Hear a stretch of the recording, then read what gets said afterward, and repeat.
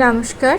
ঠাকুর শ্রী শ্রী রামকৃষ্ণ পরমহংসদেব এবং মা শারদার চরণে আমার সশ্রদ্ধ প্রণাম জানিয়ে ভিডিওটা শুরু করছি। আমাদের সমাজে অনেক অনেক মানুষ আছেন যারা সকালবেলাটা শুরু করেন ঠাকুর ঘরে, তারপর হয়তো দুপুর হয়ে যায়, নাওয়া খাওয়া ছেড়ে ঠাকুরের সামনে 2 থেকে 3 ঘন্টা কাটিয়ে দেন। সত্যি কথা বলতে কি, ঘরের মানুষরা খেলো না খেলো, কি রান্নাবান্না হলো না হলো, সে ব্যাপারে তাদের হয়তো ভ্রূক্ষেপে নেই। তারা ঠাকুর ঘরেই দিনের ম্যাক্সিমাম সময় কাটিয়ে দিচ্ছেন। আবার চলে যাচ্ছেন কোনো মন্দিরে, সেখানে হয়তো সারাটা দিন কাটিয়ে দিচ্ছেন।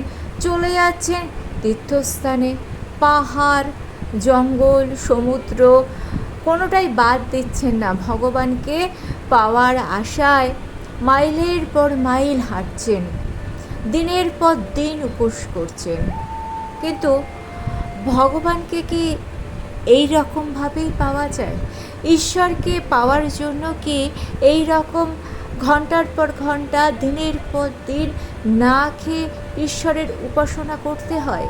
এই প্রশ্ন আবার অনেকের মনেই আছেন। অনেকে ভাবেন যে আমার তো সারাদিন সময়ই হয় না, কিভাবে ঈশ্বরকে পাবো? সারাটা দিন কাজ করতে করতে, সন্তানের দেখাশোনা, বাড়ির কাজকর্ম, রান্না বান্না, অফিস, জীবন সংগ্রামে লড়তে লড়তে ঈশ্বরের কাছে বসার সময়ই হচ্ছে না। তাহলে তাদের কি ঈশ্বর লাভ সম্ভব নয়? এই প্রশ্ন নিয়েই আজকের ভিডিও পুরোটা দেখলে আপনি বুঝতে পারবেন যে খুব সহজ ভাষায়, খুব সহজভাবে কীভাবে ঈশ্বরকে পাওয়া যায়। দৈনন্দিন কাজের মধ্যেও আমরা কিভাবে ঈশ্বরকে পেতে পারি। অফিসের কাজ করতে করতে, ঘরে রান্না করতে করতে, ঘরের সাধারণ কাজ করতে করতে, সাধারণ কিছু সেবা করার মধ্যে দিয়ে কিভাবে আমরা ঈশ্বরকে পেতে পারি, আজকের ভিডিওতে সেটাই বলবো। আর ভিডিও শেষে ঠাকুর ও মায়ের বলা এমন কিছু কথা বলবো যেগুলো শুনলে আপনার এই সারা জীবনের যে ধ্যান ধারণা, সেটাই বদলে যাবে। আপনি অবাক হয়ে যাবেন, আপনি ভাববেন যে কেন আমি এতদিন এইভাবে ভাবিনি। তাহলে চলুন ভিডিওটা শুরু করি। আমরা সংসারে থাকতে থাকতে অনেক কাজে অভ্যস্ত হয়ে পড়ি। সকাল থেকে রাত পর্যন্ত আমরা অনেক কাজ করি, এটা ঠিক কথা। কিন্তু শুনলে অবাক হবেন যে প্রত্যেকটা মানুষ আমরা যা যা কাজ করি, সেটা কিন্তু বা যাদের জন্য করি, সেখানে কিন্তু আমাদের নিজেদেরও একটা স্বার্থ লুকিয়ে থাকে। শুনতে খুব অবাক লাগলেও হ্যাঁ, আমাদের নিজেদের স্বার্থ লুকিয়ে থাকে। একটু ভেবে দেখুন, ধরুন আপনি আপনার সন্তানকে খাবার দাবার বানিয়ে দিচ্ছেন, যত্ন করছেন, সেখানেও কিন্তু আমাদের সকলের একটা স্বার্থ লুকিয়ে থাকে। কারণ আমাদের মধ্যে, প্রত্যেকটা মানুষের মধ্যে কিন্তু সন্তান স্নেহ থাকে। সেই সন্তান স্নেহ থেকে আমরা এই কাজ করি, আর ভালোবাসা থেকে এই কাজ করি। আমরা হয়তো কারোকে ভালোবাসি, তাকে যত্ন করলে, তার কেয়ার করলে আমরা কিন্তু একটা প্রত্যাশাও করি যে আমি যদি তাকে ভালোবাসি, সেও আমাকে ভালোবাসবে। সুতরাং একটা আদান প্রদানের সম্পর্ক কিন্তু প্রত্যেকটা সংসারে, প্রত্যেকটা মানুষের মধ্যে থাকে। কিন্তু আমাদের কাজ করতে হবে নিষ্কামভাবে। নিষ্কাম কর্ম আমাদের করতে হবে। এই নিষ্কাম কর্ম কি, সেটা চলুন একটু জেনে নিন। গীতায় শ্রীকৃষ্ণ বলছে, তোমার অধিকার আছে একমাত্র কর্মে, ফলের অধিকার তোমার নেই। আমরা কাজ করব, কিন্তু কোনো প্রত্যাশা নিয়ে কাজ করব না। এখানে একটা বড় প্রশ্ন আসে, আমরা কি সত্যি ফলের কথা না ভেবে কাজ করতে পারি? কারণ আমরা তো সবসময়তেই ভাবি যে আমরা কি পেলাম, মানুষ কি আমাদের বলল, আমাদের সম্মান দিল কি দিল না। তাহলে তাহলে নিষ্কাম কর্ম অর্থাৎ গীতায় শ্রীকৃষ্ণ যেভাবে কর্ম করতে বলেছেন ফলের আশা ত্যাগ করে, সেটা কি আদৌ সম্ভব? এই প্রশ্নের উত্তর ঠাকুর খুব সুন্দরভাবে ব্যাখ্যা করে দিয়েছেন। ঠাকুর কিন্তু কখনোই বলেনি যে সংসার ত্যাগ করতে হবে। ঠাকুর বলেছেন সংসারে থাকো কিন্তু মন যেন থাকে ঈশ্বরে। ঠিক যেমন নৌকা জলের ওপর ভাসে, কিন্তু জল যদি নৌকার ভেতর ঢুকে যায় তখনই কিন্তু বিপদ। ঠিক সেরকমভাবে সংসারে থাকো, কাজ করো, কিন্তু মন যেন আসক্তিতে ডুবে না যায়।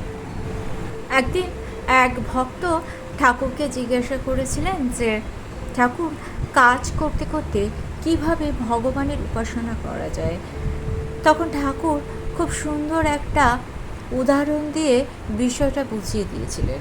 ঠাকুর বললেন, একজন দাসী যেরকমভাবে বড়লোকের বাড়িতে কাজ করে, সে মুখে বলে যে ওটা আমার বাড়ি, কিন্তু সে মনে মনে জানে যে সেটা তার বাড়ি নয়, তার আসল বাড়ি হচ্ছে তার দেশে, যেখানে তার নিজের মানুষেরা আছে। ঠিক সেরকমভাবেই আমাদেরকেও এই রকমই ভাবতে হবে যে আমরা সংসারে আছি, কিন্তু এই সংসার আমাদের নিজের নয়। আমাদের উদ্দেশ্য হচ্ছে ঈশ্বর, ঈশ্বরকে চাওয়া বা ঈশ্বরকে পাওয়া, ঈশ্বরের সঙ্গে যুক্ত হওয়া, এটাই আমাদের উদ্দেশ্য। সংসারে আমরা থাকব, কিন্তু সংসারের মায়া জালে, সংসারের আসক্তি থেকে আমরা যাতে জড়িয়ে না পড়ি সেটা আমাদেরকে লক্ষ্য রাখতে হবে। সংসারে থেকেও আপনি যদি ঈশ্বরের দিকে যাওয়ার মনোবাসনা মনের মধ্যে পোষণ করেন, তাহলে দেখবেন একদিন এই সংসারের কাজটাই আপনার কাছে উপাসনা হয়ে গিয়েছে। এখানে একটা সত্যি বাস্তব আছে, সেটা হচ্ছে যখন আমরা কোনো কাজ ঈশ্বরকে স্মরণ করে করি তখন সেই কাজ আর সাধারণ থাকে না, সেটা হয়ে যায় ঈশ্বরের কাজ। যেমন ধরুন, আপনি রান্না করছেন, আপনি ঘর পরিষ্কার করছেন, আপনি যখন রান্না করতে করতে ঈশ্বরকে স্মরণ করে রান্নাটা করছেন, তখন সেই রান্নাটা আর সাধারণ রান্না থাকলো না, সেটা হয়ে গেল ভগবানের ভোগ। আবার যখন আপনি ঘরকে সুন্দরভাবে পরিষ্কার করছেন, তখন সেটার আপনার শুধুমাত্র সাধারণ একটা ঘর থাকলো না, সেটা হয়ে গেল একটা মন্দির। এবার চলুন জেনে নিই মা শারদা এই বিষয়ে কী বলেছেন। মা সবসময় বলেছেন কাজ করতে করতে ঈশ্বরকে স্মরণ করো। মা বলছেন যখন আমরা অলসভাবে বসে থাকি তখন আমাদের মনের মধ্যে নানান রকম বাজে চিন্তা আসে, কিন্তু কাজ করতে করতে আমরা যদি ঈশ্বরকে স্মরণ করি তাহলে সেই কাজটাই ঈশ্বরের উপাসনা হয়ে দাঁড়ায়। মা বলছেন জগৎকে নিজের মনে করো, জগতের প্রত্যেকটা প্রাণীকে নিজের মনে করো। যখন প্রত্যেকটা প্রাণীকে আপনি নিজের মনে করতে শিখবেন, তখন সাধারণ কাজগুলো সেবা হয়ে যাবে, স্বাভাবিক কাজগুলো তখন উপাসনা হয়ে যাবে। মায়ের জীবন দিয়ে মা এই কথাটাই কিন্তু আমাদের বুঝিয়ে দিয়ে গিয়েছেন। মা কিন্তু কখনোই বলেনি যে আমি উপাসনা করব বা আমি পুজো করব, তাই আমি কাজ করতে পারছি না বা কাজ করব না। তিনি কিন্তু রান্না করেছেন, ঘরের কাজ করেছেন, অনেক মানুষের সেবা করেছেন। তার কিন্তু অনেক পশু পাখিও ছিল, তার বাড়িতে অনেকগুলো বিড়াল ছিল, তার বাড়িতে বেশ কয়েকটা পাখি ছিল, তাদেরকেও কিন্তু তিনি সমানভাবে যত্ন করতেন। কিন্তু তার প্রত্যেকটা কাজের মধ্যে ছিল ভক্তি, ছিল করুণা, ছিল মমতা, আর এটাই নিষ্কাম কর্মের সব থেকে বড় উদাহরণ। এবার চলুন জেনে নিই যে কাজের মধ্যে ঈশ্বরকে অনুভব করা কিভাবে সম্ভব। ঠাকুর শ্রী শ্রী রামকৃষ্ণ পরমহংসদেব বলেছেন যে জীবের মধ্যে শিব আছে, অর্থাৎ এই বিশ্ব ব্রহ্মাণ্ডে প্রত্যেকটা প্রাণীর মধ্যেই কিন্তু শিব আছে। তাই তিনি বলছেন জীবজ্ঞানে শিব সেবা। আপনি যদি পুজো করতে সময় না পান, কিন্তু আপনি হয়তো আপনার আশেপাশের কোনো দুস্থ মানুষকে সাহায্য করছেন, হয়তো তাকে একটু খাবার দিচ্ছেন, কিংবা আপনার আশেপাশে যেসব অবলা প্রাণীগুলো আছে তাদের মুখে একটু খাবার তুলে দিয়েছেন, সেখানে কিন্তু ঈশ্বর খুশি হচ্ছেন আপনার উপর। আপনি 4 ঘন্টা ধরে পুজো করলেন, কিন্তু আপনি এই সব আশেপাশে জন্তু বা পাখি বা অসহায় মানুষদেরকে একেবারে কেয়ারই করলেন না, তাদের সঙ্গে খারাপ ব্যবহার করলেন, তাহলে আপনার ওই 4 ঘন্টা পুজো করে কিন্তু কোনো লাভই হবে না। কিন্তু আমাদের এই সেবা হতে হবে নিঃস্বার্থ। আমরা কি করি, আমরা যখন কারুকে কিছু দিই তখন আমরা ভাবি যে আমি দান করছি। আমাদের মধ্যে একটা অহং ভাব চলে আসে, আর এই অহং ভাবই আধ্যাত্মিক পথের বাধা। কিংবা আমরা হয়তো অনেক সময় ভাবি যে আমরা একটু দান করছি, একটু সাহায্য করছি, এর ফলে আমরা কিছু পাওয়ার আশা করি, পূর্ণ অর্জনের আশা করি, কিন্তু পূর্ণ এইভাবে অর্জন করা যায় না। আপনি নিজের মন থেকে করুন, কোনো কিছু প্রত্যাশা না করে মানুষকে সাহায্য করুন, অবলা পশু পাখিদের একটু হেল্প করুন। দেখবেন ঈশ্বর আপনার বিপদের সময় আপনার হাতটি এসে ধরেছেন। আপনাকে তার ডাকতে হবে না, তিনি নিজে আসবেন আপনার কাছে। ধরুন আপনি কারুকে খাবার দিচ্ছেন, আপনি ভাবলেন যে আমি দান করছি, এটা কিন্তু অহংকার। কিন্তু আপনি হয়তো কোথাও যাচ্ছেন, কোনো কাজেই যাচ্ছেন, কিংবা যে কোনো কারণেই হোক আপনি পুজো করতে পারেননি, খুব ব্যস্ততার কারণে পুজো করতে পারেননি, কিন্তু আপনার সামনে এসে কেউ খাবার চাইলো, তখন আপনি বাড়িতে যা আছে সাজিয়ে গুছিয়ে তাকে খেতে দিলেন। কিন্তু আপনার হয়তো পুজো করাই সেদিন হয়নি, কিন্তু আপনি ভাবলেন যে পুজো নাই করলাম, জীবজ্ঞানেই তো শিব পুজো হয়, এই মানুষটাকেই নয় আজকে খেতে দিলাম ঈশ্বর ভেবে।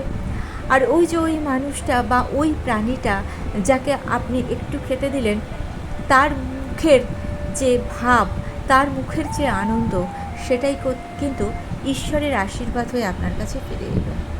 আমরা অনেকেই মনে করি যে ভগবানকে পাওয়া বা ভগবানের দেখা পাওয়ার জন্য সাধু সন্ন্যাসীরা কঠোর পরিশ্রম করে, আমরা তো কিছুই করতে পারি না।